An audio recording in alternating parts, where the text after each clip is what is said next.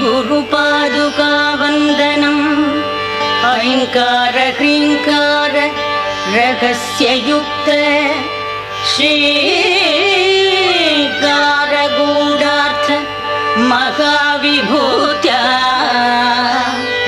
ओङ्कार मर्म प्रतिपादिनीभ्यां नमो नमः श्री गुरुपादुकाभ्याम्।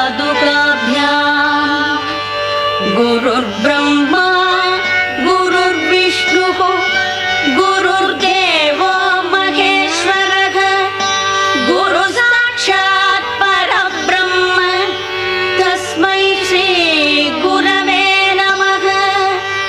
गुरवे सर्वलोकानां भिषजे